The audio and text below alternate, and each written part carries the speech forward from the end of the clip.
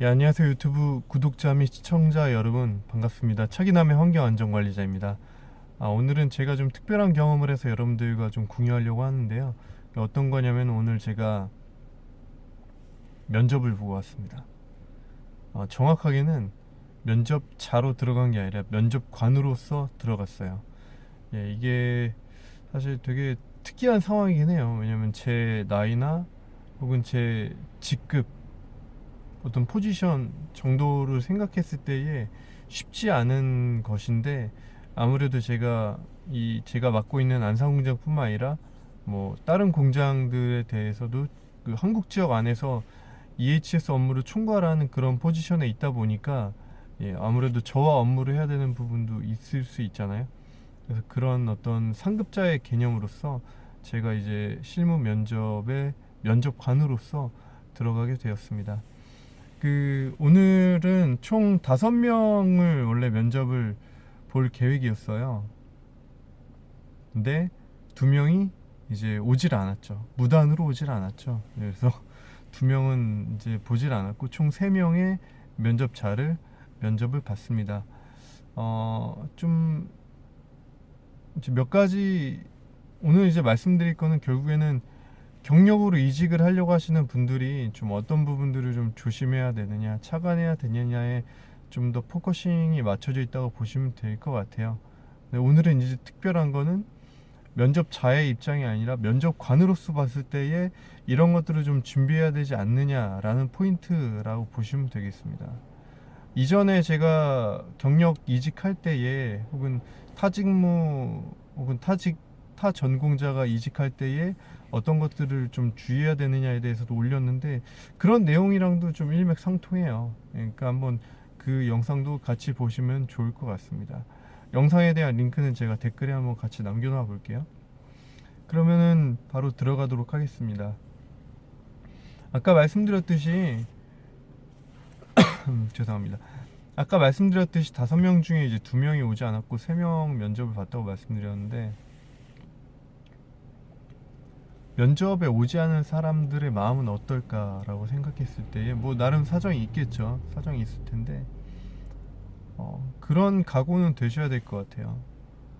어, 내가 면접 제안을 받았는데 면접에 가지 않는다라고 하면은, 적어도 이 회사에 한 5년 6년 정도는 어, 입사 지원을 하지 않겠다라는 그런 각오는 있으셔야 될 것 같아요. 왜냐하면 사실 이 면접 자리를 준비하기 위해서 들어가는 어떤 에너지, 인력 이런 거 무시할 수가 없거든요. 어, 일단 1차적으로 면접 서류가 오면은 그걸 서류를 인사 담당자가 이제 서류를 필터링을 좀 해야 되거든요. 그런 것도 있고, 그다음에 어쨌든 면접관들이 있잖아요. 뭐 적게는 1명일 수도 있고 많게는 이제 3명, 4명, 뭐 5명도 될 수 있는데, 그 면접관들이 본인의 시간들을 다 할애하고 맞춰서 면접에 타임을 잡는 거거든요. 생각보다 그게 어려워요. 그 시간을 조율한다는 게. 그런데 그런 상황에서 이제 면접 약속까지 다 잡아놓고 당일날 그냥 속된 말로 이제 쌩까고 전화 받지 않고 그냥 노쇼 해버린다? 이거는 되게 좀 회사 입장에서는 무책임하고 좀 예의가 없다라고 생각될 수밖에 없다라는 것이죠. 물론 이제 뭐 여러 가지 사정이 있겠죠. 면접자한테 있어 여러 가지 사정이 있겠지만, 어 그냥 문자나 혹은 이메일이나 뭐 해서 전날이라도 통보해 주는 거. 그러니까 내가 내일 못 간다, 무슨 사정이 생겨서 못 간다, 뭐 핑계는 여러 가지 될 수 있잖아요. 근데 이제 그런 이야기를 전혀 하지 않고 그냥 당일날 그냥 연락 안 받아버린다, 이런 거는 별로 좋은 자세는 아니라고 생각합니다. 그래서 뭐 그렇게 할 수도 있는데, 그렇게 한다라고 했을 때 당분간 한 2, 3년, 최소 2, 3년 정도는 내가 이 회사에 지원하지 않겠다라는 각오가 있어야지 아마 되지 않을까라는 생각이 들어요. 그래서 이거는 처음에 말씀드렸고요. 그 다음 이제 말씀드리려고 하는 게, 모르겠어요. 오늘 이렇게 면접자 분들과 대화를 하면서 이분들이 과연 채용 공고를 잘 확인하고 잘 분석을 했는가에 대한 좀 의문이 들더라고요. 네. 채용 공고에 분명히 나와 있는 직무이고 버젓이 우리 회사를 검색해 보면 어떤 일을 하는지 어떤 특성을 가진 회사인지를 알 수 있는데도 불구하고 그런 부분에 대해서 준비를 전혀 안 해온 것들이 보이는 거예요. 예를 들면은 지금 그 공고를 제가 보고 있거든요. 거기 보면 영어 소통이 의사소통이 가능해야 된다고 써 있어요. 그리고 저희 회사는 분명히 이제 검색해 보면은 글로벌 회사라는 거를 단번에 알 수 있거든요. 외국계 회사라는 걸. 그러면은 최소한 그리고 여기 그 공고 진행 사항 중에 이제 뭐 실무 면접 있고 영어 인터뷰도 있다는 내용이 있어요. 그렇다라고 했을 때는 저는 기본적으로 영어에 대한 어떤 준비가 반드시 필요하다라고 생각이 듭니다. 그게 내가 영어를 잘하고 못하고를 떠나서 최소한 뭐라도 준비는 해와야 되거든요. 아주 작은 자기소개라도 준비는 해와야 되는데 오늘 제가 이제 면접을 3명 봤는데 2명은 전혀 준비가 안 돼 있는 거예요. 그러니까 아예 영어가 중요한데 영어에 대해서 어떻게 생각하냐라고 했을 때 일단은 중요한 거는 영어 점수도 그 이력서상에 없었어요. 이게 되게 웃긴 게 사람인에서 그냥 바로 이제 지원서를 날린 것 같은데 사람인 그 폼에 보면은 자기가 좀 뭐 여러 가지 것들을 취사 선택해서 넣을 수도 있고 안 넣을 수도 있고 이거를 고를 수 있잖아요. 근데 다 영어 점수에 대한 내용은 다 빠져 있는 거예요. 그러니까 어쩔 수 없이 영어에 대한 질문은 따로 할 수밖에 없는 상황이고 또 했었어야만 했고 왜냐면은 영어가 중요하니까.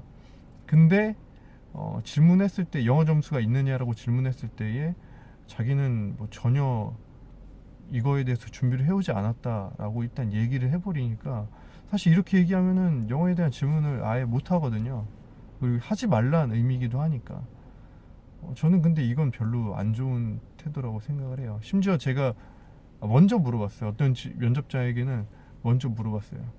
영어로 이제 어떤 상황에 대해서 한번 설명을 간단하게 뭐 그렇게 어려운 건 아니었어요. 한번 설명을 해봐라라고 했을 때 저는 이 부분에 준비가 되지 않아서 답변을 할 수가 없다라고 했는데 모르겠어요.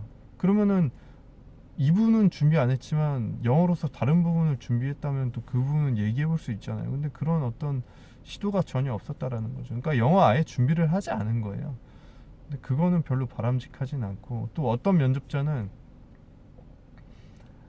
이렇게 얘기하는 거예요. 자기가 영어 면접 볼 줄 알았는데 당연히 글로벌 회사고 외국계 회사고 영어에 대해서 써 있고 했는데 영어 면접 볼 줄 알았는데 자기 영어를 못하기 때문에 그냥 준비를 하지 않았다. 솔직하게 얘기하는 거다. 이렇게 얘기하는데 저는 별로 그런 태도는 마음에 안 들더라고요. 예. 그걸 오히려 알았다고 한다면 뭐라도 준비를 해야 되는 거거든요. 그분이 왜 그렇게 얘기했냐면은 뭐 자기소개서 준비할 수 있지만 사실 하다 보면은 영어 실력이 들통날 게 뻔하기 때문에 그냥 하지 않았다 이렇게 대답을 하는데 저는 그럼에도 불구하고 준비해야 된다고 생각하고 거기에 대한 판단은 면접관들이 하는 거지 본인이 하는 게 아니거든요. 예. 근데 이제 그렇게 이야기하면서 뭐 아무것도 준비하지 않았다라는 걸 어떻게 보면 자기 스스로 그러니까 알고 있음에도 불구하고 준비하지 않았다라는 걸 합리화하는 거잖아요. 그거는 사실 바른 태도는 아니라고 생각이 들어요. 예. 그리고 하나 더 좀 그런 게 여기 이제 직무 그러니까 이 사람이 채용됐을 때 해야 될 직무에 대한 내용이 몇 가지 소개가 되고 있는데 이제 안전관리자 채용이었거든요. 그래서 안전관리에 대한 내용도 나오지만 안전관리와 상관없는 업무도 좀 나와요. 그러니까 이걸 딱 보면은 무슨 생각이 들어야 되냐면은 나는 안전관리자로 지원을 하는데 그러면은 다른 업무를 또 한다는 건가? 뭔가 다른 업무를 겸임을 해야 된다라는 건가? 그러면은 내가 이거 업무 포션이 비율이 얼마나 되는 건가? 얼마나 중요도를 갖고 해야 되는 건가? 이것도 담당자로 해야 되는 건가? 아니면 서포트를 해야 되는 건가? 뭐 이런 합리적인 의심을 하고 그다음에 그 의심을 해결이 되지 않으니까 면접 때 이제 마지막에 끝날 때 질문을 하고 싶은 거 해보세요라고 하면은 그런 것들을 막 질문을 막 해야 되거든요. 왜냐면은 그렇잖아요. 나는 안전관리자로 지원을 해서 왔는데 나중에 막상 채용이 되고 보니까 내가 생각하지 않았던 막 일들을 하는 거예요. 뭐 소방이든 화학이든 뭐 총무든 뭐 무슨 다양한 업무를 뭔가를 해야 되는 거가 돼버린 거예요. 그러면은 모르겠어요. 속으로는 이 사람들 나한테 사기쳤네라고 할 수도 있지만 분명히 공고에 써 있는 거거든요. 거기 그때 가서 딴소리 할 수는 없다고요. 그 얘기인즉슨 내가 공고 때 보고 야 이거 이상한 거 같은데 직무가 좀 다른 직무가 있네라고 판단이 되면은 그걸 갖고 합리적 의심을 갖고 물어봐야 된다라는 거죠. 근데 그런 것들을 좀 깊게 파고드는 질문을 하시는 분이 별로 없었어요. 세 명 중에 거의 없었다고 보시면 돼요. 네. 제가 얘기하지만 저희 회사지만 제가 전에도 얘기했지만 회사는 자기에게 유리한 거는 보여주고 유리하지 않은 건 별로 안 보여줘요. 그거는 제가 봤을 때 우리 회사도 그렇지만 다른 회사도 다 마찬가지예요. 그렇기 때문에 뭔가 의심이 되고 뭔가 이상한데라고 하면은 그거는 그 회사의 약점일 가능성이 많기 때문에 한번 가서 직접 물어보고 확인해야 될 필요성이 있다라는 것이죠. 예. 그런 질문을 하지 않았고 제가 봤을 때는 이 공고에 대한 어떤 좀 깊은 고뇌와 어떤 분석을 하지 않으신 것 같아요. 세 분 다. 네, 그런 부분에 대해서 좀 아쉬움이 있었고요. 그 다음에 이제 실제적으로 질문 쪽으로 넘어가서 그 면접, 그러니까 경력자 면접 볼 때 사실 가장 중요한 거는 뭐 다 마찬가지지만 퇴직하려고 하는 사유가 뭐냐, 그 다음에 그 사유가 우리 회사에 이직했을 때에 해결이 될 수 있느냐, 그리고 과연 이 사람이 정말 우리 회사에 오래 다닐 수 있는 사람이냐 라는 거가 일단은 굉장히 중요하거든요. 근데 이제 그 부분에 있어서 어떤 미심쩍은 사유를 대면 안 돼요. 미심쩍은 이상한 사유를 대면 안 돼요. 그러니까 오늘 면접 봤던 분 중에 한 분이 이제 예전에 대략 한 7, 8년 전에 자기가 다른 회사에 근무하다가 업무차 우리 회사의 공장에 방문한 적이 있었는데 너무 좋은 인상을 받았다. 굉장히 깔끔하고 잘 정돈돼 있고 잘 정리가 되고 이렇게 깨끗할 수가 하면서 좋은 인상을 받았다. 그래서 그때 기억이 남아서 지원을 하게 됐다. 뭐 그런 것도 있었고, 그 다음에 자기가 어떤 기계 관련된 전공인데 현재 뭐 일을 하고 있지만 좀 기계 관련된 안전관리 일을 하고 싶다라는 이유를 대면서 이제 이직하려고 하는 사유를 얘기하는 거예요. 근데 저는 좀 이상한 게 그게 이제 거의 7, 8년 전이면은 그 사이에 이직도 본인도 이직을 했고 그 다음에 여러 가지 좀 다른 공장에 방문해 봤을 수 있잖아요. 그러면은 사실 더 깨끗하고 더 좋은 공장 많거든요. 그리고 그 지원자가 원료의약품 API 회사에 다녔단 말이에요. 근데 이제 여기서 이제 빼도 박도 못하는 거는 제가 한국에 있는 API 회사 중에 가장 좋은 회사에 다녔기 때문에 가장 매출이 높은 회사에 다녔기 때문에 그걸 안단 말이에요. GMP를 준수하는 회사가 얼마나 깔끔하고 깨끗하고 잘 정돈된 상태로 일을 해야 되는지를 제가 알고 있단 말이죠.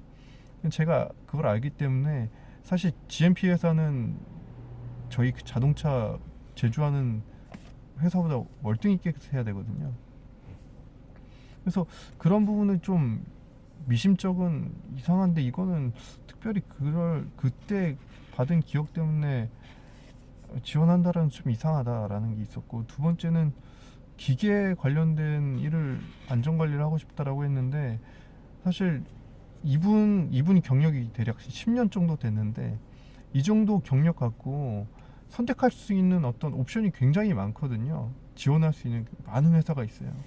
그러면은 그 중에서도 기계 관련된 회사는 정말 많을 거라고요. 너무 많은데 그게 과연 우리 회사를 선택하는 중요한 이유가 될까? 라는 의문이 들었어요. 그래서 거기에 대해서 제가 질문을 당연히 했고, 질문을 하니까 이분이 대뜸 갑자기 다른 이유를 또 하나를 대는 거예요. 근데 이제 자기가 앞에서 얘기하지 않았지만 퇴직하려고 하는 사유 중에 자기가 회사 일을 하는데 이 안전관리 업무를 하는 데 있어서 자꾸 한계에 부딪히는 상황에 직면하기 때문에 그거를 돌파하기가 힘들어서 상황적인 이유 때문에 돌파하기 힘들어서 퇴사를 하려고 하는 것도 있다라는 얘기를 대뜸 하는 거예요. 근데 그거는 모르겠어요. 솔직한 건 좋은데 저는 별로 좋지 않은 대답이지 않을까라는 생각이 들어요. 결국에는